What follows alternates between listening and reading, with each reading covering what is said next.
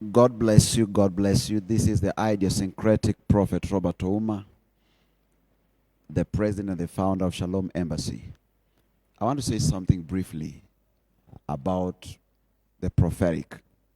There has been a question that people ask. They want to know what is the difference between serving from the office of the prophet and also serving from the calling of the prophet.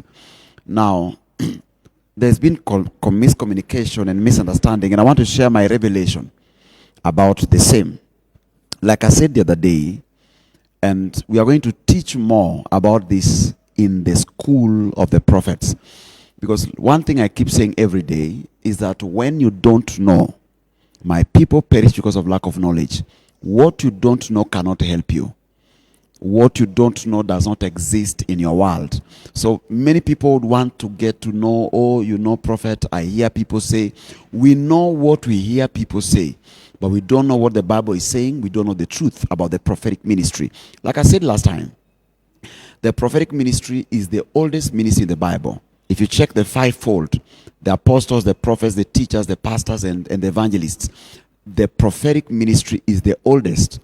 Before the birth of Jesus, the prophets were there to prophesy about the birth of Jesus. 400, 500 years before Jesus was born, the apostles and all the offices came later. Now, meaning to say, if you check in the order of longevity, then the prophetic has been the oldest. It has been around for some time. Now, being that it's been around for some time makes it a bit of unique out of the other offices. And sometimes it becomes a bit political around the other offices. Who is the most, who is who? Is it the prophetic that is the leading? Is it the apostolic? I'm not dealing with that today. Today, I just want to share with you briefly about operating from the office of the prophet and also operating from the calling of the prophetic. Now, I want to say something. I read with you last time what Amos said. Amos said, I was not a prophet, neither was I a son of a prophet. That is Amos chapter 7 verse 14. I was not a prophet, neither was I a son, or my parents were prophets, but he became a prophet. So meaning to say, I established last time that God can even call you to become a prophet, even if nobody in your generation has ever become a prophet. Are we together? So I said last time there are prophets called prophets. We have made prophets. We have born prophets. And we have different dimensions of prophets, which I will show you in the school of the prophets.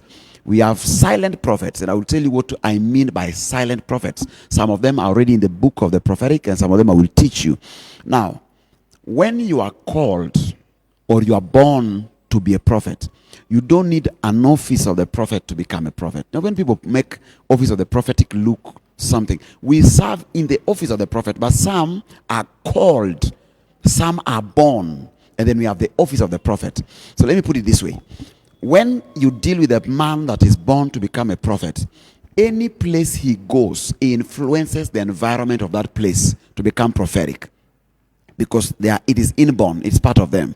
And then we have the called prophets. God has called them out of nothing. The Bible says many are called and few are chosen. So God has called them from nowhere into something. So those people also, they carry the environment of the prophetic. Now, when we talk about the office, like we have a president in this country that sits in the office for 5 years. Once the 5 years is ended, expires, he is no longer the president. So it is when he enters the office, he assumes the powers of the office, but it's not so. He is not, after the office, doesn't have the powers anymore. So this is what I'm trying to say here. When we talk about the prophetic ministry, there are offices, the powers of the office. Somebody can become a prophet, he can prophesy when he comes to the office of the prophet. When he gets out of the office, he loses the power of office. So that's why some people can prophesy under certain environments. But under certain environments, they struggle to prophesy. But people who are called, born, they have that thing in the inside. They don't need songs to prophesy. They don't need an environment to prophesy. They create the environment because the thing is in the inside. Are you following me? So it's not about who is big, who is small. Both the prophets prophesying from the office of the prophet, called prophets, born prophets, all of them can be major and mega prophets. The difference is the level of their operation.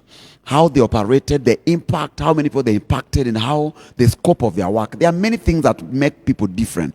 It's not like somebody operating from the office is junior or somebody operating from the calling is junior. No, all prophets are graced differently. So what brings the difference is the way God has graced them. So the thing is grace. The thing is not the office. Are we together here? Because when a prophet comes to a different church who doesn't even believe in the prophetic, and that prophet carries the prophetic anointing, either called, born, or made, when they appear, they carry the entourage, they carry the environment. When they come to a place, they affect that place. Even if the place was not prophetic, their presence in that place just make the place in itself prophetic in nature. Are we together? So when we talk about office, when we talk about calling and everything, it's about the grace that matters. People are graced differently. Are we together? And then also we have fatherhood and mentorship in the area of the prophetic. Listen to me. A father is a father. And you can't argue with the father. Are we together? Because there are privileges they enjoy. This is what I tell people. By age gives privilege for experience. We believe that when somebody is old, there are things they may have gone through. We believe there are things they may have seen. So we believe they have experienced more than the young. But you be careful, because there's a story of an old prophet and a young prophet.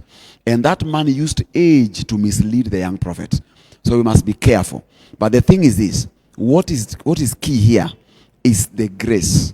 People are graced differently. We have an apostolic prophets, then we have evangelistic prophets, then we have prophets who operate in different ways. So God must help us.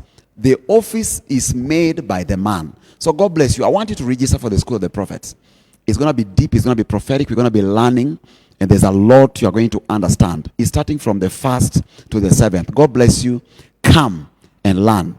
Shalom. The Lord is your peace. I'm done.